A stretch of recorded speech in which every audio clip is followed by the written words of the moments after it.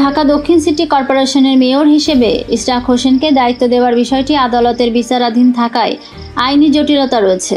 এ বিষয়ে আইন মন্ত্রণালয়ের মতামতের ভিত্তিতে আমরা সিদ্ধান্তে পৌঁছাতে পারব বলে জানিয়েছেন যুব ও ক্রীড়া মন্ত্রণালয় এবং স্থানীয় সরকার, পল্লী উন্নয়ন ও সমবায় মন্ত্রণালয়ের উপদেষ্টা আসিফ মাহমুদ সজীব ভুইয়া। মঙ্গলবার দুপুরে সাভারে জাতীয় যুব উন্নয়ন ইনস্টিটিউট কর্তৃক আয়োজিত দিনব্যাপী যুব সমাবেশ 2025 অনুষ্ঠানে প্রধান অতিথি হিসেবে যোগ দিয়ে সাংবাদিকদের প্রশ্নের জবাবে তিনি এ মন্তব্য করেন। ইশরাকের প্রশ্ন, তিনি আরও বলেন, যখন সরকার কাজ করে তখন একটা বডি হিসেবে কাজ করে, কেউ ব্যক্তিগতভাবে সেখানে সিদ্ধান্ত নিতে পারেন না। বিশেষ করে বড় ধরনের সিদ্ধান্ত আমি একা নিচ্ছি, এটা ভাবার কোনো কারণ নেই। এখানে আইনি জটিলতা আছে এবং আদালতে বিচারাধীন বিষয় আছে। যে জটিলতাগুলো রয়েছে সে বিষয়ে আমরা আইন মন্ত্রণালয়ের মতামত চেয়েছি। আইন মন্ত্রণালয় যেহেতু এক্ষেত্রে বিশেষজ্ঞ, আইন মন্ত্রণালয়ের মতামতের ভিত্তিতে আমরা সিদ্ধান্তে পৌঁছাতে পারব। ভারতের রপ্তানি নিষেধাজ্ঞার বিষয়ে তিনি বলেন, এ ধরনের নিষেধাজ্ঞায় বাংলাদেশের চেয়ে ভারতেরই বেশি ক্ষতি হবে। ভারত বাংলাদেশে বেশি রপ্তানি করে থাকে। যেহেতু এ ধরনের পরিস্থিতি সৃষ্টি হয়েছে সেহেতু আমাদের বিকল্প ব্যবস্থা খুঁজতে হবে। এ বিকল্প ব্যবস্থা খোঁজা পর্যন্ত কিছু প্রতিবন্ধকতা থাকবে এবং ব্যবসায়ীদের সাময়িক হয়তো কিছু ক্ষতি হবে, তবে দীর্ঘমেয়াদী আমাদের এটা আত্মনির্ভরশীলতার দিকে এগিয়ে যাওয়ার একটি সুযোগ। এর আগে যুব সমাবেশে প্রধান অতিথির বক্তব্যে উপদেষ্টা বলেন, বাংলাদেশের তরুণদের বৃহৎ অংশকে প্রকৃত অর্থে কাজে লাগিয়ে দেশের সফলতা অর্জন সম্ভব বলে আমরা বিশ্বাস করি।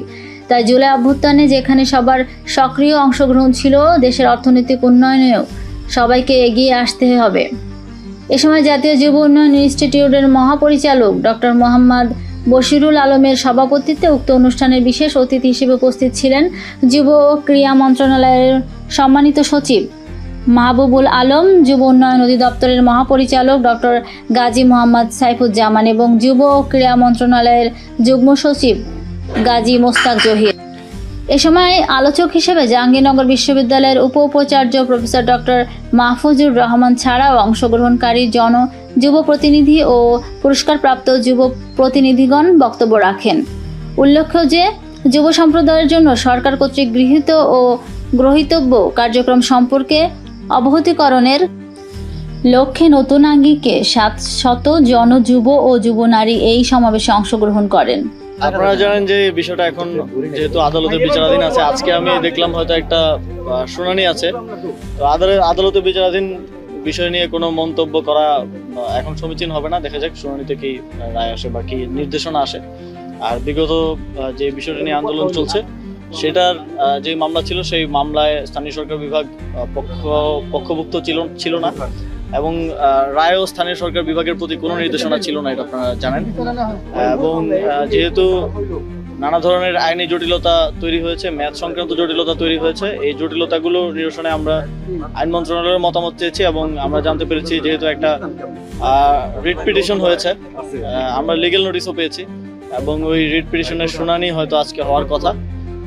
তো এই একদিকে বিচারাধীন, আরেকদিকে যেসব আইনি জটিলতা অ্যারাইজ করেছে সেগুলোর সমাধান হলে আমরা কোনো একটা সিদ্ধান্তের দিকে যাব। বিএনপি আন্দোলনে যাওয়ার ঘোষণা যে ইশরাক ফাউন্ডেশন, সেক্ষেত্রে ওনারা আপনাকে মূলত এর প্রতিবন্ধকতা মনে করছেন, এই ব্যাপারে আপনার ব্যক্তিগত দেখেন, যখন সরকার কাজ করে, সরকার একটা বডি হিসেবে কাজ করে, কেউ ব্যক্তিগতভাবে এখানে কোনো সিদ্ধান্ত নেওয়ার বা করার সুযোগ নেই। বিশেষ করে এই ধরনের বড় ডিসিশন একা ব্যক্তি হিসেবে আমি নিচ্ছি, এটা ভাবার কোনো কারণ নেই। আর যেহেতু এখানে আইনি জটিলতা আছে এবং এখানে আদালতে বিচারাধীন বিষয় আছে, এখানে আমাকে ব্যক্তিগতভাবে আক্রমণ করে তো আসলে লাভ নেই। আদালতের যে আইনি লড়াই সেটা লড়তে হবে এবং যে জটিলতাগুলো আছে সেই সংক্রান্ত আমরা আইন মন্ত্রণালয়ের মতামত চেয়েছি। আইন মন্ত্রণালয় যেহেতু এক্ষেত্রে বিশেষজ্ঞ, তাদের মতামতের ভিত্তিতে হয়তো আমরা একটা সিদ্ধান্তে পৌঁছতে পারবো।